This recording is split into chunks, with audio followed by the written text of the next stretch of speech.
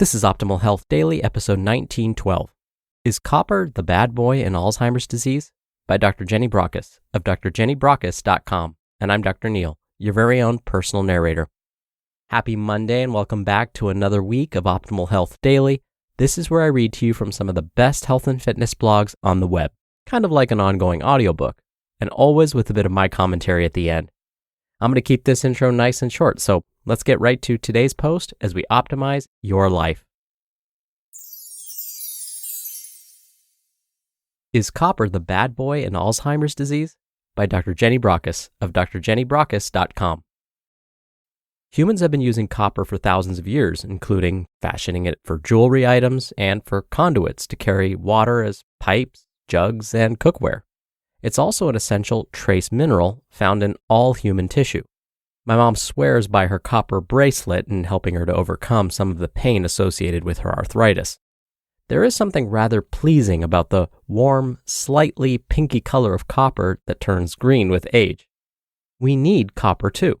In the human body, it works with iron to form red blood cells and is essential for healthy blood vessels, bones, and our immune system. It's found naturally occurring in many foods, including red meat like kidneys and liver, shellfish such as oysters, whole grains, nuts, dark leafy vegetables, prunes, cocoa, black pepper, and yeast. Too much copper can be toxic. One condition called Wilson's disease, which is very rare, is an inherited disorder where excess copper is deposited in the liver, brain, and other organs and can cause liver, brain, and other problems. Too little copper is linked to anemia and osteoporosis. A new study has recently been published in the journal Proceedings of the National Academy of Sciences, which indicates that copper may be a significant environmental factor involved in triggering the onset and enhancing the progression of Alzheimer's disease by preventing and accelerating the accumulation of toxic proteins in the brain. If this is the case, then further study is needed to determine how much copper is too much and what can be done to detect excess levels and manage it appropriately. This study's findings at first glance appear to contradict findings published by researchers at Keele University in the UK earlier this year. They reported that copper at levels commonly found in the brain probably protects against the formation of these amyloid plaques. Their suggestion was that it might be lower levels of copper in the brain that promote the damage. In an age where the number of people being diagnosed with Alzheimer's disease is increasing rapidly, there is a great deal of interest in trying to find out more about what causes the condition and what can be done to help treat it more effectively. I think it's really important not to jump to any conclusions prematurely as a result of this study. The media have already latched onto it and proclaiming headlines suggestive that copper is the culprit here. Let's all get rid of the copper, which of course is nonsense. When a purported link between aluminum and Alzheimer's disease was made a number of years ago, thousands of people threw out their aluminum saucepans and stopped using aluminum-based antiperspirant deodorants. It took many years and many more studies to undo that link, which was ultimately deemed to be wrong. One study does not prove anything. The results need to be examined and replicated and investigated further before any conclusion can be more rigorously drawn. But let's look at what this study found. The study was performed on mice and revealed how copper can accumulate in the brain, causing the blood-brain barrier, that sophisticated barrier that restricts what can or cannot pass across into the brain, to break down. This then allows a toxic buildup of beta amyloid to accumulate. Beta amyloid is a normal byproduct of cellular activity, but in Alzheimer's disease, excessive amounts of this are found as amyloid plaques. The body normally gets rid of excess beta amyloid using a protein found in the capillaries supplying the brain called LRP1, or lipoprotein receptor-related protein. By binding to the amyloid and escorting it, a bit like the bouncer at a nightclub, out of the brain and into the bloodstream.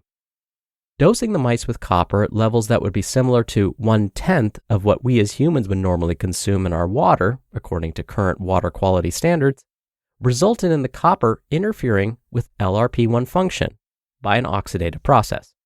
The paper also reported showing the same effect in human brain cells. In other words, the normal amyloid clearance system was impaired. Moreover, in those mice with Alzheimer's disease, the blood-brain barrier was seen to be impaired by a combination of aging and accumulation of what they called toxic assaults, allowing excess copper to pass into the brain. Here, the copper was observed to stimulate the production of beta amyloid, and, in addition, adding insult to injury caused the excess amyloid to bind together in clumps, making it harder for the brain to clear it. What remains unclear to me is why the lower amounts of copper appear to cause the damage, not higher amounts.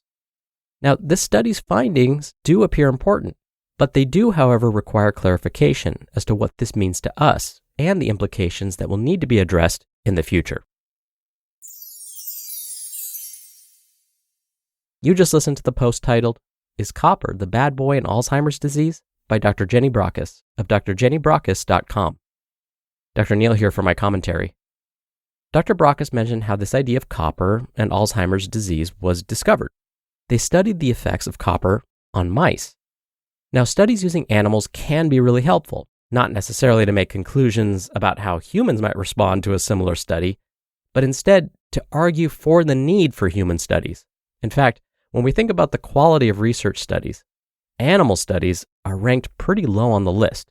What that means is we really shouldn't be making conclusions about how humans might respond based on animal studies, like studies performed in mice. This is for a couple of reasons. First is probably the most obvious. Although we share some of the same DNA as other mammals like mice, we still aren't mice. As humans, our bodies are built differently and respond differently. Also, studies performed with animals are performed in very controlled settings. And usually, the animals are given very low doses or very high doses of something, and in very specific amounts. But that's not how we as humans consume nutrients or are exposed to chemicals in our environment. So, whenever you read a headline and you see that the study was performed in animals, we should think to ourselves, that's interesting, but let's see if the same thing happens in humans. All right, that'll do it for the Monday episode. I hope you have a great start to your week, and I'll be back here tomorrow as usual, where your optimal life awaits.